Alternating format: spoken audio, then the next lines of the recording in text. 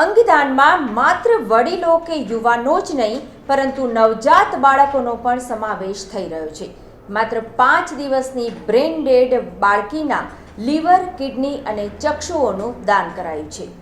કર્મની ભૂમિ ગણાતા સુરતને હવે અંગદાનના શહેર તરીકેની ઓળખ મળી રહી છે. ત્યારે અંગદાનમાં માત્ર વડીલો કે યુવાનો જ નહીં પરંતુ નવજાત બાળકોનો પણ સમાવેશ થઈ રહ્યો છે. માત્ર 5 દિવસની બ્રેન ડેડ બાળકીના લીવર, કિડની અને ચક્ષુઓનું દાન કરાયું છે, જેથી 4 વ્યક્તિને આ સાથે જ સમગ્ર દેશના 3 નિયોનેટલ ટ્રાન્સપ્લાન્ટ પણ સુરતમાંથી જ નોંધાયા છે. વેલંજા રહેતા મનીષા ઠુમ્મરની નવજાત દીકરીને બ્રેન ડેડ જાહેર કરાયા બાદ પરિવારે અંગદાનનો નિર્ણય લીધો. રાજકોટ ઉપલેટાના ઢાંક ગામના વતની અને વેલંજાની સુખ શાંતિ સોસાયટીમાં રહેતા મયુર ઠુમ્મરના પત્ની મનીષાબેને 23મીએ બાળકીને જન્મ આપ્યો. બાળકીની તબિયત નાજુક હોવાથી તેને ડાયમંડ હોસ્પિટલના NICUમાં દાખલ કરાઈ હતી, જ્યાં 27મીએ બ્રેન ડેડ જાહેર કરાઈ. હોસ્પિટલના ડોક્ટર હરેશ પાગડાએ જીવનદીપ ટ્રસ્ટનો સંપર્ક કર્યો. સોટોએ બાળકીનો લીવર મુંબઈની નાણાવટી હોસ્પિટલને, બંને કિડની અમદાવાદની IKDRCને અને ચક્ષુઓ લોકદ્રષ્ટિ ચક્ષુ બેંકને ફાળવ્યા હતા.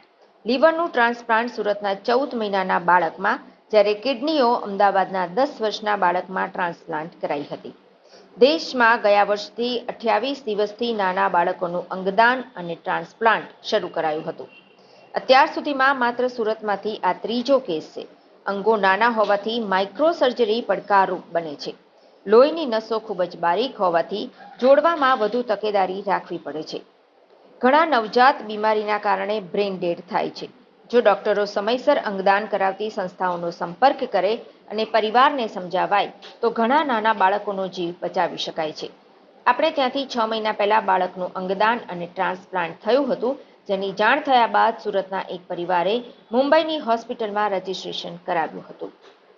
વિપુલ Talaviya Jeevandeep organ donation foundation Surat. 2 દિવસ પહેલા ડાયમંડ હોસ્પિટલથી ડૉક્ટર હરેશભાઈ પાગડારનો ફોન આવ્યો હતો કે અમારે ત્યાં એક બ્રેન્ડેડ બચ્ચું છે, આપ આવો અને આપણે પરિવારજનોને મળીએ અને અંગદાન માટે સમજાવીએ. હું, અમારા ફાઉન્ડર PM ગોંડલિયા, ડૉક્ટર નિલેશભાઈ કાછડિયા, અમે ત્યાં ડાયમંડ હોસ્પિટલ ઉપર ગયા અને જે દીકરી હતી 6 દિવસની, એમના પિતા મયુરભાઈને મળ્યા અને એમને અંગદાન વિશે સચોટ માહિતી આપી.